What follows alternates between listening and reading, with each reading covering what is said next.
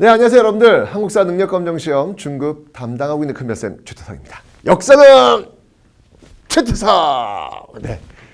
자, 이제 여러분들 일제강점기 식민지 지배정책 배웠고요. 자, 이제 우리가 어떻게 저항했는지 그 저항의 역사에 대해서 한번 배워보도록 하겠습니다.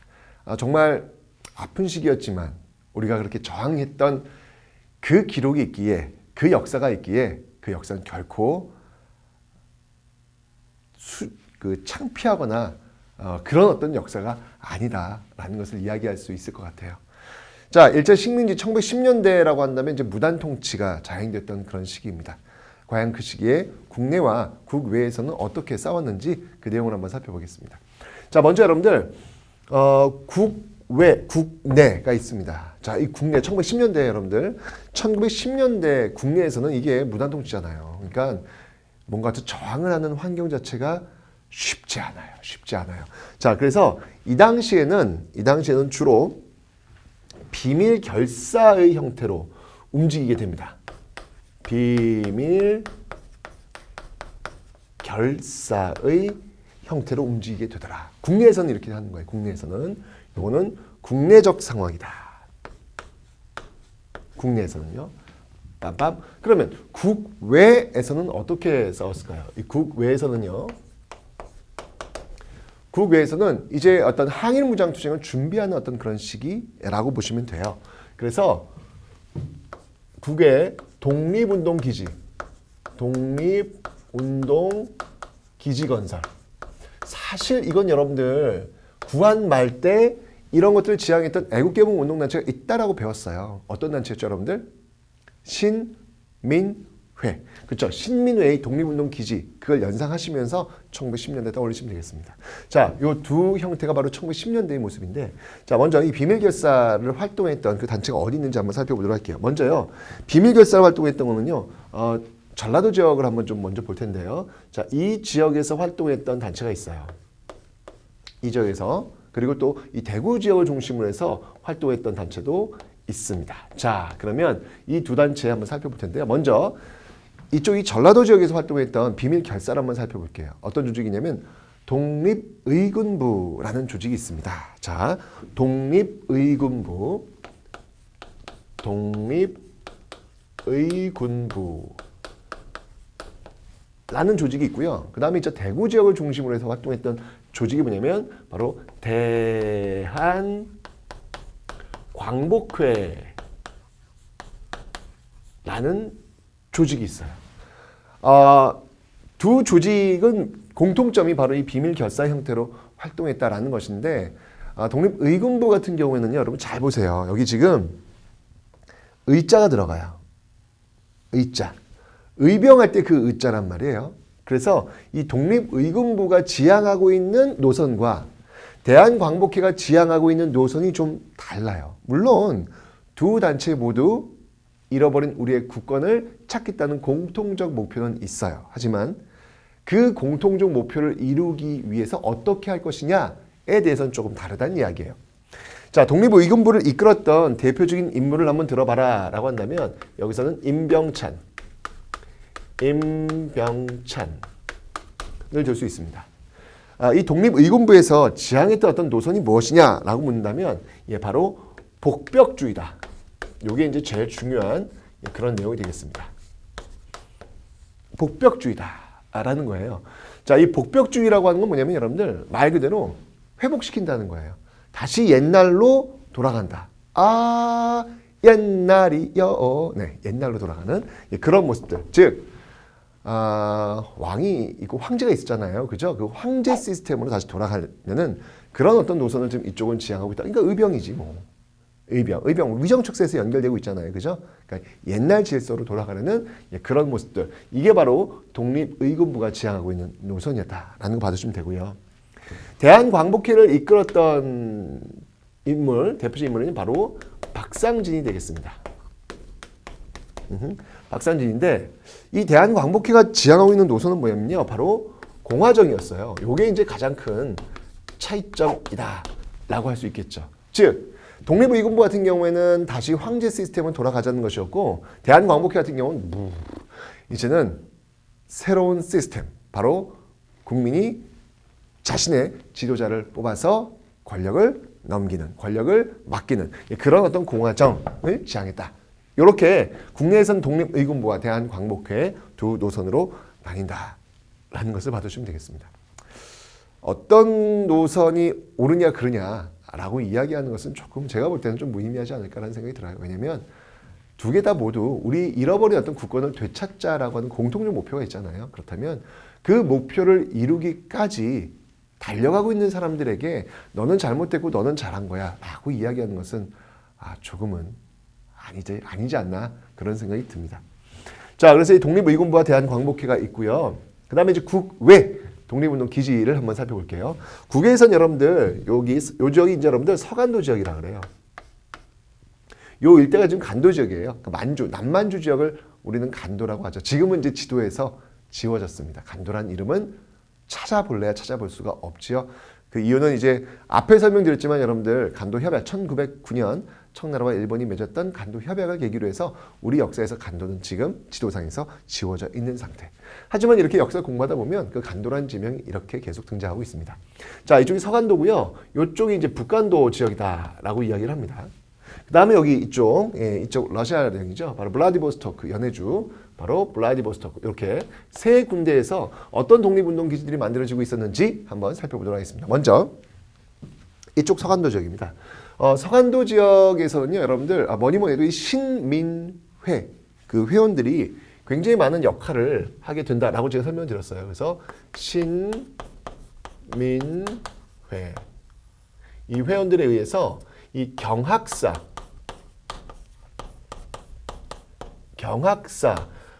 하는 어떤 그런 후원 단체죠. 이런 것들이 바로 이 지역에서 조직되었고 그 결과 바로 이 서간도 지역에서 신흥무관학교, 바로 신흥무관학교,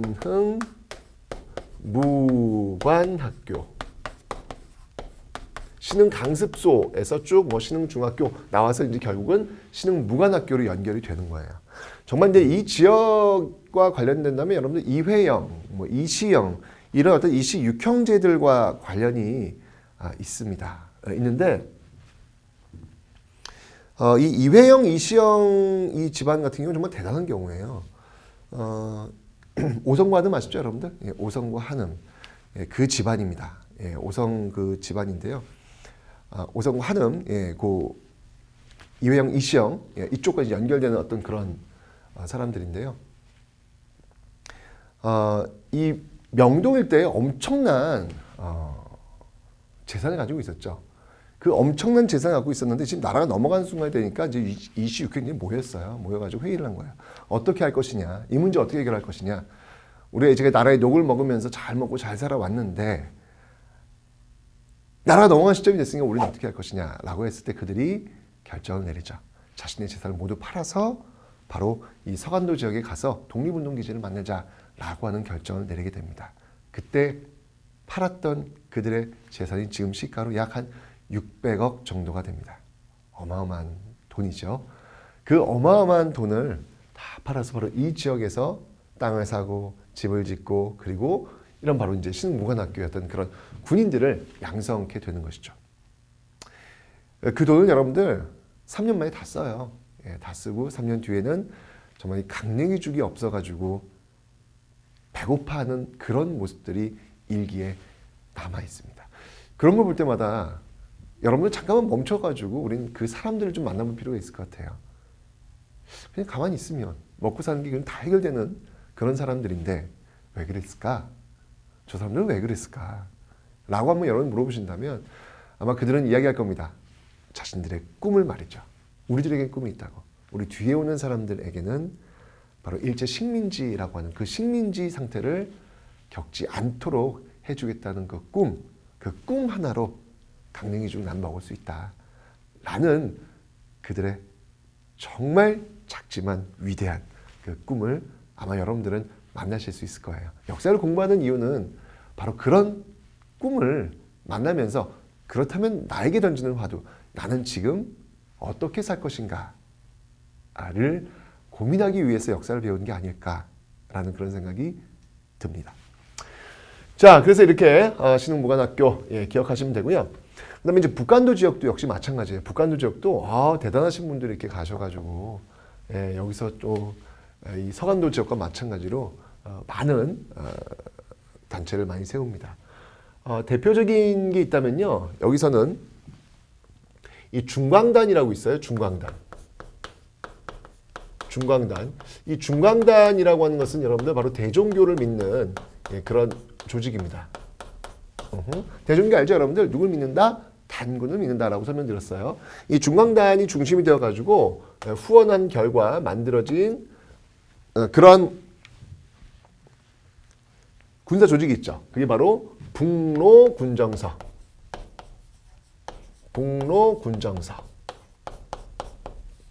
이제 1920년대 바로 항해무장투쟁의 어떤 그 총성을 크게 울렸던 그런 조직이 바로 이 북로군정서, 바로 청산리 전투의 주력 부대가 될 것입니다. 특히 이제 이 북한도 지역엔 여러분들 우리 앞에서 배웠었죠. 그 국외에 있었던 학교들, 서전서숙, 명동학교, 그런 어떤 흔적들이 바로 이 북간도에 있는 그런 곳입니다. 자, 그다음에 이제 연해주 지역은요. 연해주 지역은 이 지역에서는 이제 한인들이 굉장히 많이 모여 살았어요. 그 조직을 우리는 뭐라고 하냐면 바로 신안촌이다라고 합니다. 신안촌. 한국인들이 모여 살고 있는 곳 신안촌. 그래서 이런 조직 속에서는 권업회와 같은 그런 조직들이 있었죠. 그래서 여기서 만들어진 어떤 조직이 있다면 어찌 본다면 우리나라 최초의 임시정부라고 이야기할 수도 있는, 잠깐이지만 그런 조직이 하나 있었어요. 그게 뭐냐면 바로 대한광복군 정부가 있었습니다. 대한광복군 정부가 1914년에 존재했었다라는 거. 바로 이런 어떤 그 활동들이 바로 국내와 국외에서 활동하고 있었다. 정말 그 어려운 일제강점기로 넘어갔던, 그리고 무단 통치라고 하는 헌병 경찰 통치의 어떤 그 포괄적인 그런 상황 속에서도 또 이렇게 싸워오고 있는 어떤 그런 모습들을 지금 여러분들은 보고 계신 겁니다. 그런 과정 속에서 여러분들 이 점선은 뭘 의미하냐면요, 바로 1차 세계대전을 의미합니다. 자, 1차 세계대전. 그 1차 세계대전의 결과. 근데 참 아쉽게도 여러분들 1차 세계대전에서 일본이 이 승전국 그 줄에 서 있죠. 일본은 여러분들 정말 1929년 대공황이 날 때까지는 정말 그 국군이 너무 잘 나갔던 어떤 그런 시기였어요. 줄도 잘 서고요. 그래서 1차 세계대전 때 이 승전국에 서게 됩니다. 근데 어쨌건 간에 1차 세계대전 과정 속에서 나왔던 주장이 있잖아요. 그게 뭐였죠, 여러분들? 그렇죠. 바로 윌슨의 민족 자결주의가 있습니다. 윌슨의 민족 자결주의. 알아서 그 민족의 어떤 운명은 그 민족이 결정을 해라 라고 하는 것이죠. 근데 이 민족 자결주의에 어떤 그 해당되는 나라는 어떤 나라냐면 1차 세계대전에서 패전한 나라들의 식민지에만 해당하는 거예요. 근데 우리는 지금 1차 세계대전에서 승리했던 일본의 식민지잖아요. 그러니까 우리한테 해당 사항이 사실 없어요. 없지만 그렇다고 해서 우리 해당 사항 없으니까 그냥 조용히 있자. 그럴 수 없잖아요.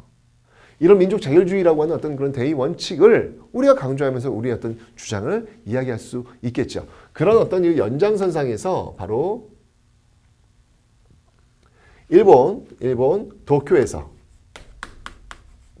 이 도쿄에서 바로 28 독립선언, 유학생들이 중심이 되어가지고 히비야 공원이에요. 이 28 독립공원의 28 독립선언이지. 그 히비야 공원 얘기하다가 일본에 가시면 그 히비야 공원은 여러분들 지금도 굉장히 주말 되면요, 그 집회라든지 시위 이런 것들을 굉장히 많이 합니다. 그런 곳이에요. 왜냐하면 그 앞이 바로 일본 그 정부 그 조직들이 막 모여 있는 곳이거든요. 그래서 그 히비야 공원에서 지금도 많이 하더라고요. 28 독립선언을 1919년 선언을 하게 되는 것이죠. 바로 이런 어떤 1910년대 국내외 활동과 그리고 바로 이런 국외적인 어떤 상황들에 힘입어서 드디어 1910년대 후반에 있었던 거족적인 민족 저항 무엇인가요?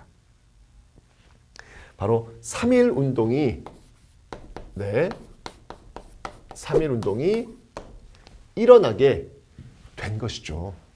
자, 이 3.1 운동의 그 영향에 대해서 한번 일단 3.1 운동 한번 살펴볼게요. 이 3.1 운동 같은 경우 여러분들 먼저 어떤 사건을 계기로 해서 좀 이렇게 일어난 걸까요?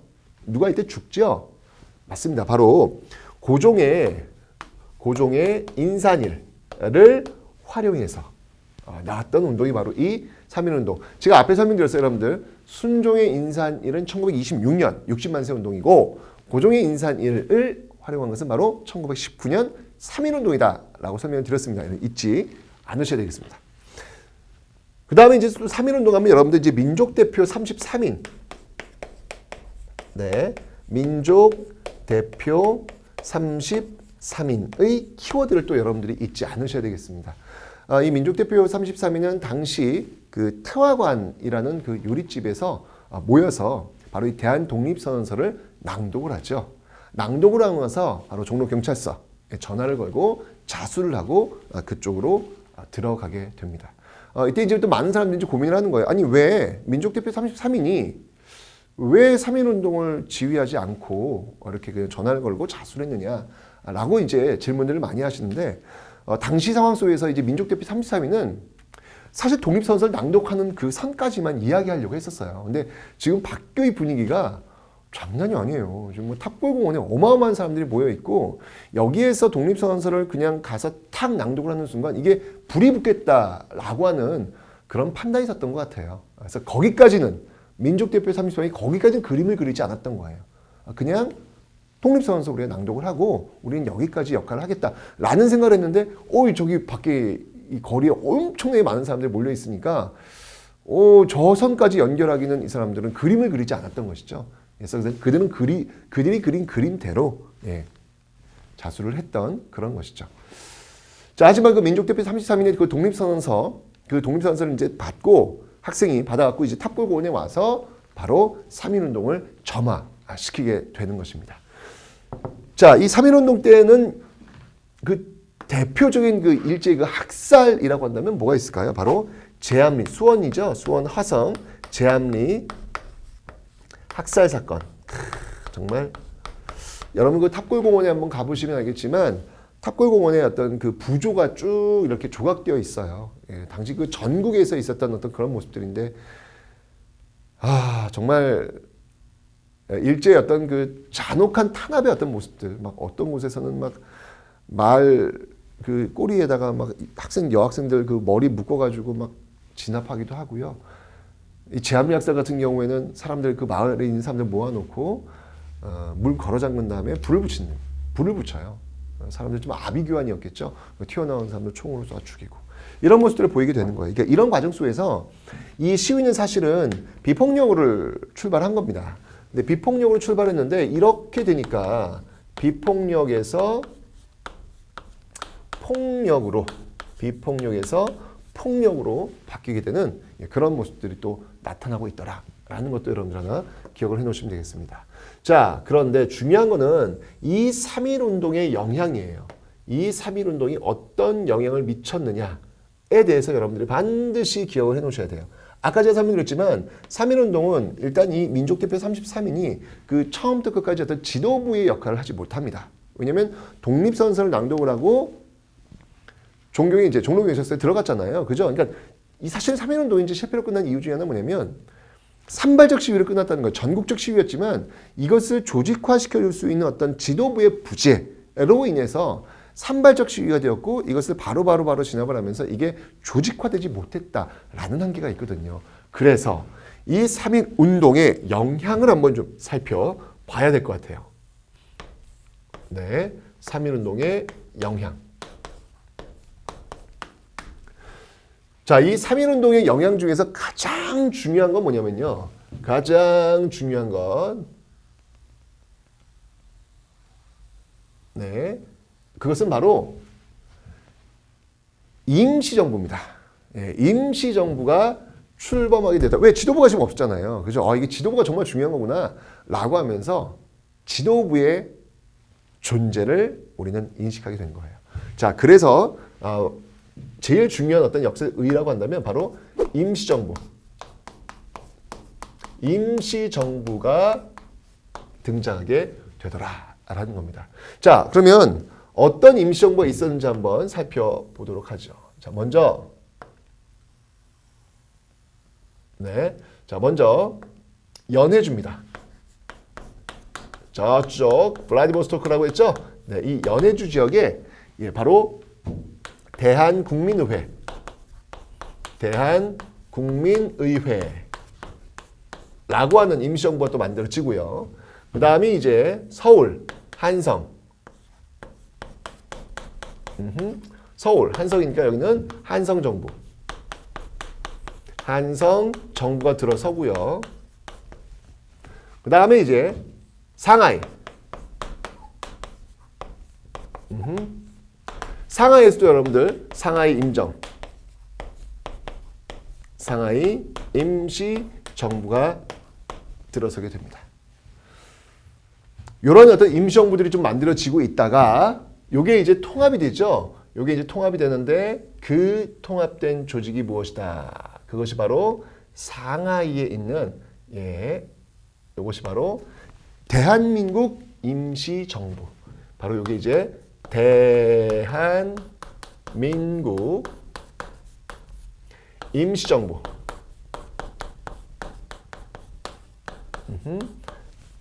대한민국 임시정부가 출범하게 되더라 라고 하는 역사적 의의를 갖고 있습니다. 이 대한민국 임시정부가 있었던 곳은 어디였냐면요.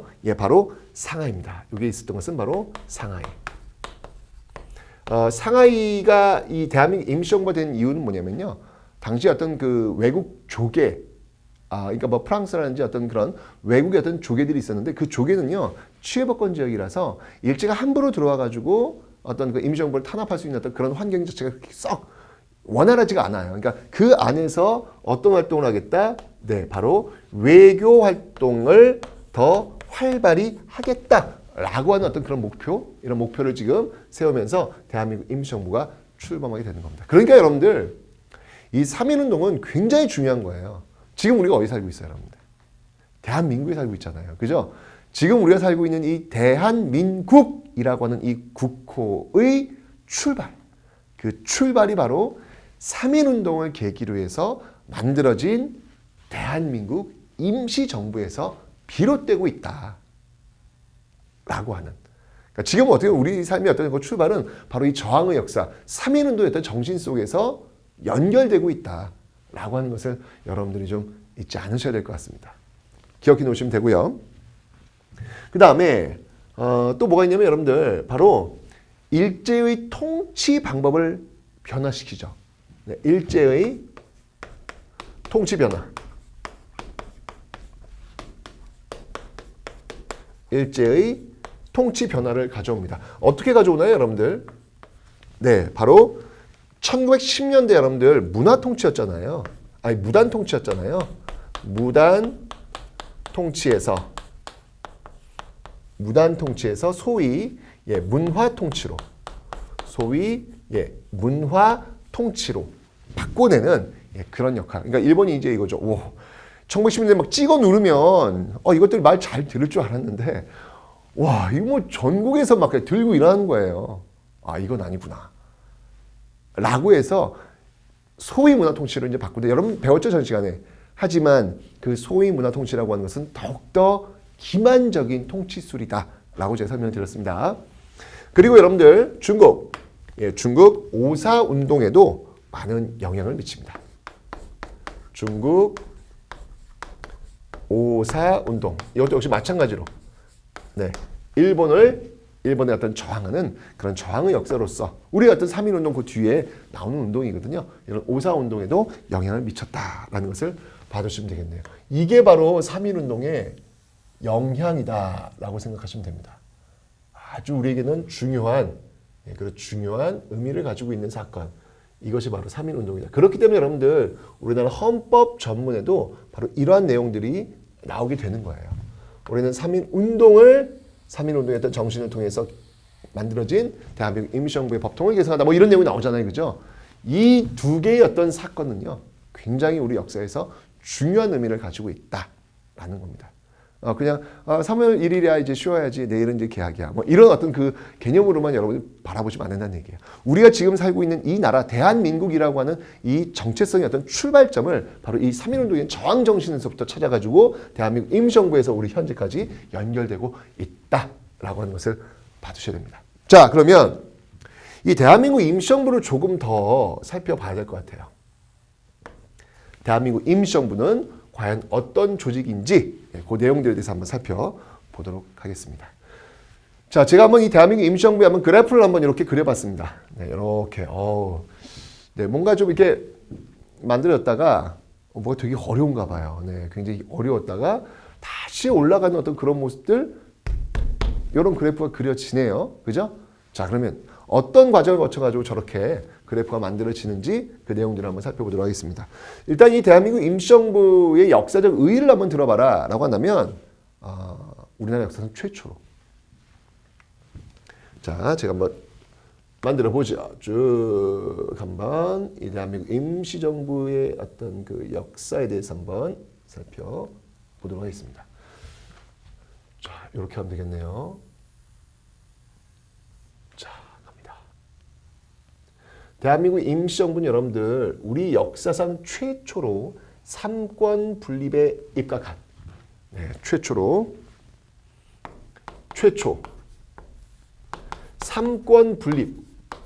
삼권 분립에 기초한 공화정이다 라고 하는 역사적 의의가 있어요. 자, 요 삼권 분립이 어떻게 나오는지 제가 좀 설명을 좀 드리도록 하겠습니다. 자, 먼저 여러분들 그 삼권 분립이라고 하는 것은 일단 기본적으로 입법, 사법, 행정 이렇게 나뉘잖아요. 그죠? 자, 그럼 한번 볼게요. 입법, 그다음이 사법, 그다음이 행정. 바밤. 자, 입법부터 한번 좀 살펴보죠. 입법. 자, 입법과 해당하는 어떤 그 기구는 뭐가 있냐면 임시의정원. 임시의정원이 있습니다. 자, 임시의정원 기억해 놓으시고요. 사법은요, 법원이에요. 법원이 있고요. 그 다음에 행정은 국무원. 네, 이렇게 있어요. 그래서 이 삼권 분립이라고 하는 것은 바로 이렇게 입법, 사법, 행정에 따라 가지고 나뉘어진다라고 하는 것을 여러분들 꼭 기억해 놓으시면 되겠습니다. 최초의 삼권 분립에 근거한 공화정이었다라는 거 반드시 기억을 해 놓으세요. 자, 그 다음에 어떤 조직이 있습니다. 자, 이것이 이제 돌아가고 있는 조직. 그 조직이 어떤 게 있었냐면 바로 연통제와 교통국 이라고 있어요. 연통제는 뭐냐면 국내의 어떤 그 행정 조직망이라고 보시면 돼요. 교통국이라고 하는 것은 뭐냐면 정보기관이라고 보시면 돼요. 왜냐면 어떤 이런 연통제와 교통국을 통해서 자금 있잖아요. 또 운동을 하려면 여러분들 자금이 중요합니다. 그 자금을 확보해가지고 독립운동을 할 수 있는 거잖아요. 그런 것들을 지금 만든 게 바로 연통제와 교통국이다라는 것을 봐주시면 되겠습니다. 자, 연통제와 교통국이 있고요. 그 다음에 여기서 이제 우리 어떤 독립을 이뤄내기 위한 활동들을 많이 하는데 특히 독립공채라는 것을 발행을 해요. 독립공채. 이것도 역시 마찬가지로 바로 독립자금을 확보하기 위한 것입니다. 나중에 이제 우리나라가 세워지면 그때 이제 대한민국이라는 이름으로 갚겠다라고 하는 어떤 그런 약속된 증서라고 보시면 돼요. 독립공채. 그 다음이 뭐 독립신문. 독립협회만 여러분들 독립신문을 만든 건 아니고요. 여기 이 대한민국 임시정부도 독립신문을 또 간행을 합니다. 그리고 사료편찬소.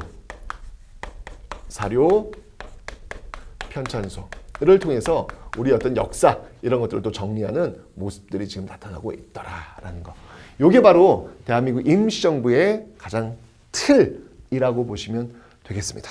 자, 이제부터는 여러분들 이 대한민국 임시정부가 이렇게 만들어졌는데 이게 어떤 과정을 통해서 어떻게 흘러가는지 한번 그 임시정부의 그 역사를 한번 볼게요. 일단은 이때 이 대한민국 임시정부 출범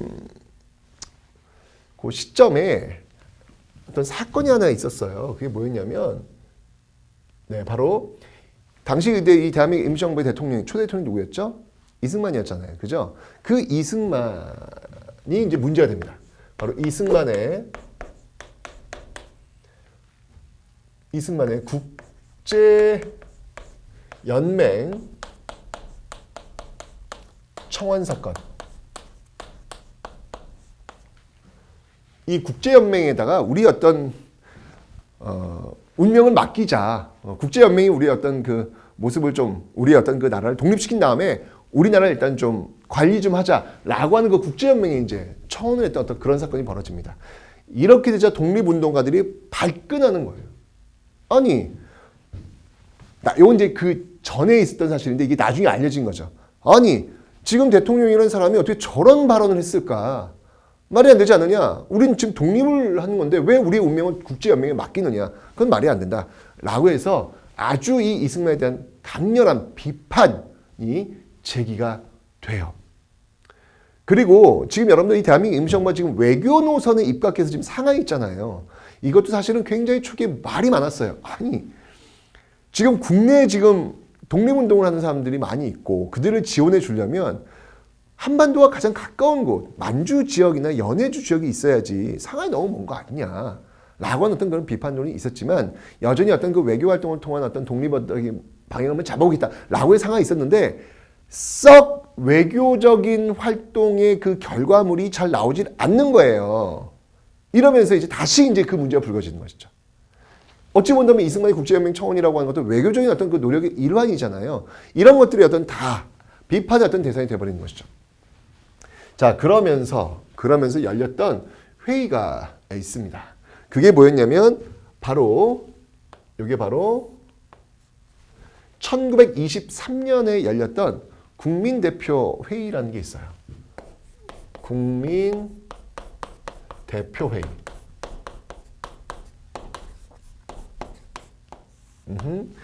이게 이제 또 이승만의 국제연맹 청원의 어떤 이제 이 국민대표회의 어떤 도화선이 되는 것이죠. 자, 이 국민대표회의가 열리게 되는데요. 이 국민대표회의는요, 개조파와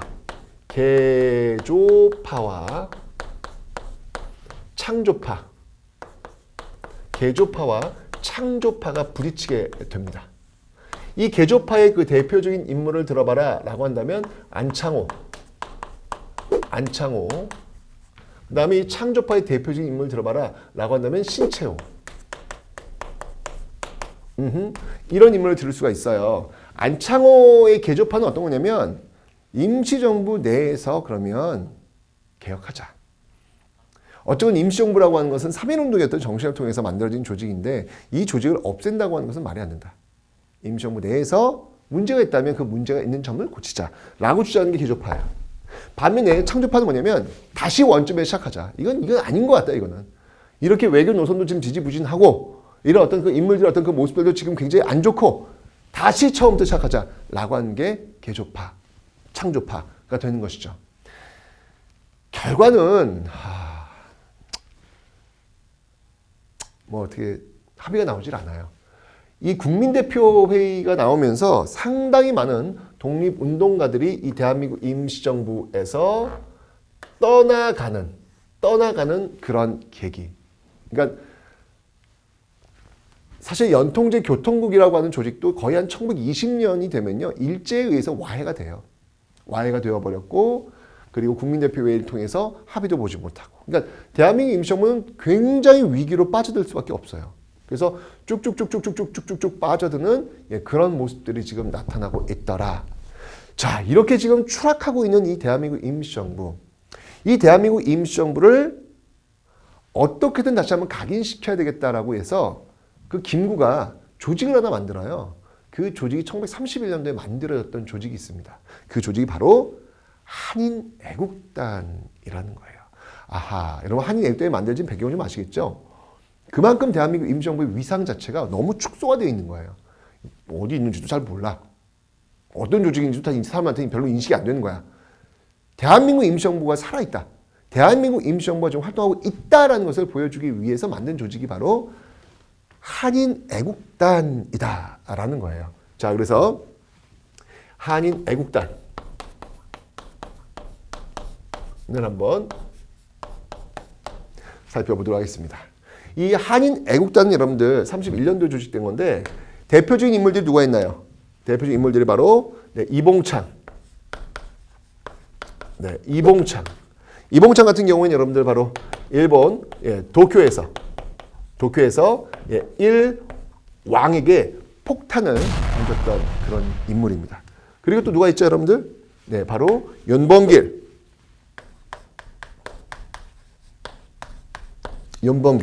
윤봉길은 상하이 헝카오 공원에서 폭탄을 던졌던 인물이 되는 것이죠.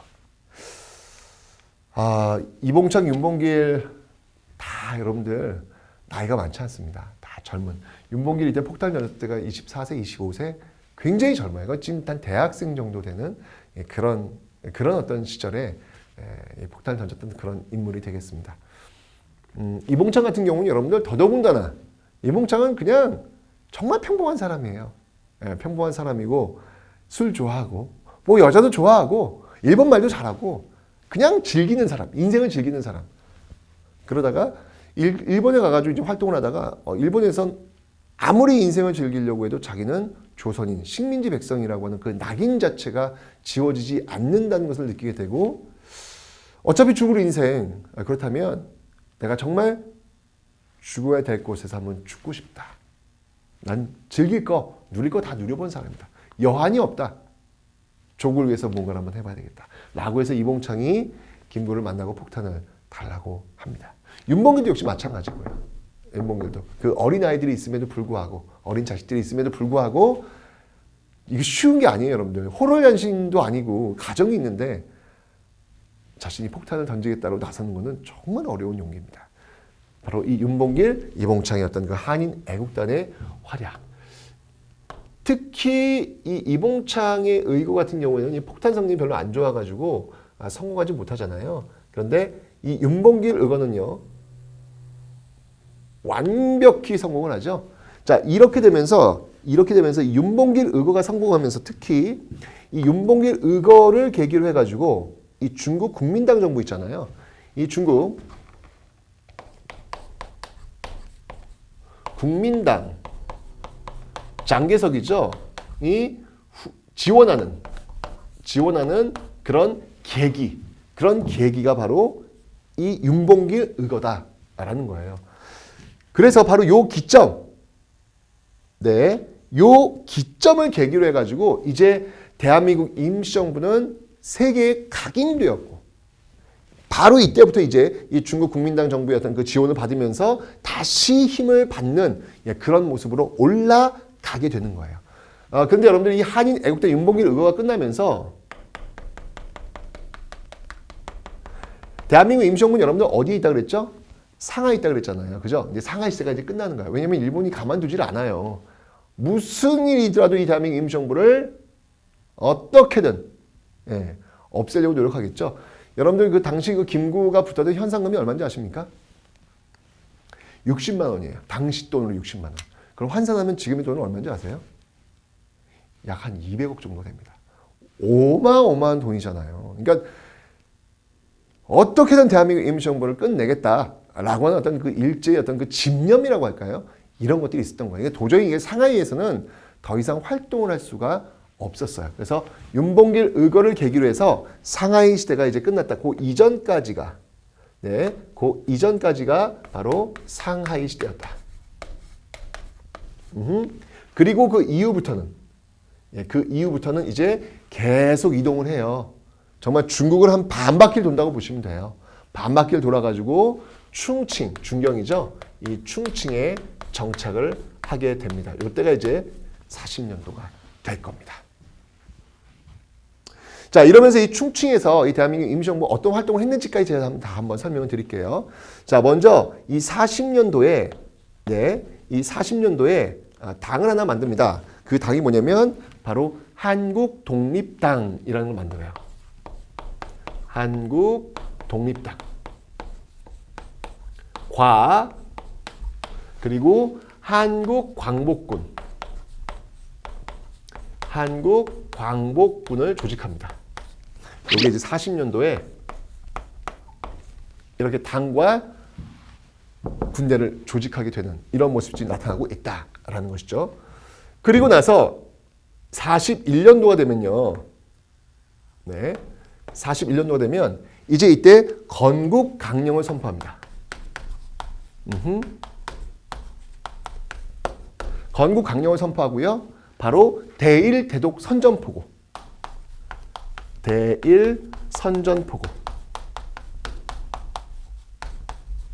단행하죠. 그리고 43년이 되면요. 43년 이 한국 광복군 있잖아요. 바로 인도 미얀마 전선에 파견됩니다. 인도와 미얀마 전선 파견. 그리고 45년도가 되면 드디어 45년도가 되면 이 미국 그 OSS 부대라고 있어요. OSS 부대와 함께 국내 진공작전. 네, 국내 진공작전을 계획하게 되는 그런 모습들이 지금 나타나고 있다라고 하는 거. 그러니까 이 한인 애국단의 어떤 계기로 해가지고 대한민국 임시정부가 다시 한번 힘을 받고 그 이후에 어떤 그 역할들을 보이고 있는 모습들. 이게 바로 대한민국 임시정부의 모습이에요. 그러니까 이런 활동을 했던 정말 일제강점기 내내 3.1운동으로 결성되었던 이 대한민국 임시정부가 대한민국이라고 하는 새로운 어떤 그 완성된 국가를 만들기 위해서 활동을 했던 어떤 그런 모습들이 지금 쭉 펼쳐지고 있다라는 겁니다. 그래서 여러분들 3.1운동은 정말 중요한 거예요. 어찌 보면 지금 우리가 지금 존재하고 있는 이 시간의 출발점이라고 볼 수도 있는 것이거든요. 한번 여러분들 꼭 기억해 두시기 바랍니다. 자, 그러면 오늘 배운 내용 중에서요. 중요한 것들 있잖아요. 그 중요한 것들 한번 저 앞에서부터 한번 쭉 한번 보도록 하겠습니다. 자, 한번 저 앞에서 한번 볼게요. 자, 우린 지금 1910년대 국내 저항을 지금 배우고 있습니다. 자, 이 독립운동 기지 쭉 보시면 되겠죠? 여기서 여러분들 꼭 기억할 것들이 있다면 역시 뭐니 독립의군부와 그다음이 대한광복회. 특히 대한광복회는 공화정을 지향하고 있다라고 하는 사실을 봐두시면 되겠습니다. 자, 그 다음에 이제 이거 쭉 읽어보시면 되고 3.1운동은 너무 중요해요, 여러분들. 3.1운동은 너무 중요합니다. 그래서 고종 인산을 계기로 해서 3.1운동이 일어났다는 거 봐두시면 되고요. 특히 영향, 대한민국 임시정부가 출범하게 되는 그런 계기, 대한민국 임시정부가 출범하는 그런 계기가 되었다라는 거, 그리고 중국 오사운동에 영향을 미쳤다. 이 정도만 여러분 기억해 두시면 되고요. 그 다음에 이제 대한민국 임시정부의 어떤 그 모습들이죠. 바로 최초의 삼권 분립에 기반한 공화정이었다라는 거 봐두시면 되고요. 연통제와 교통국이라는 조직이 있다라는 것도 하나 봐두시면 되겠습니다. 그 다음에 이제 국민대표회의가 열렸고, 이런 것들을 어떻게 해결할 것이냐, 난국을 어떻게 타개할 것이냐 논의가 있었고, 뭐니 해도 이 한인 애국단이 바로 대한민국 임시정부의 전환점, 특히 윤봉길의 상하이 의거는 중국 국민당의 어떤 후원을 받을 수 있는 어떤 그런 전환점이 되어 다시 한번 힘을 낼 수가 있었다. 그러면서 이제 이러한 활동들을 40년대 특히 전개하고 있더라라고 하는 내용을 봐두시면 되겠습니다. 됐죠? 자, 이렇게 해서 여러분들 1910년대 저항. 임시정부는 제가 한번 40년 쭉 한번 가봤습니다. 어쨌건 1910년대에 우리가 어떻게 싸웠는지 그 내용들을 한번 살펴봤습니다. 그 정말 그 일제히 그 무단 통치, 헌병 경찰 통치, 그 폭압적인 어떤 그런 상황 속에서도 어떻게든 그 희망의 끈을 만들어 보기 위해서 노력했던 이 시대 사람들의 모습을 여러분들 잊지 않으셨으면 좋겠습니다. 자, 3.1운동을 계기로 해서 이제 일제는 통치 형태를 바꿉니다. 바로 무단 통치의 소위 문화 통치로. 자, 그렇다면 그 소위 문화 통치 시대엔 우리는 과연 어떠한 모습으로 또 저항했을지 1920년대 그 저항 역사 지금부터 시작합니다.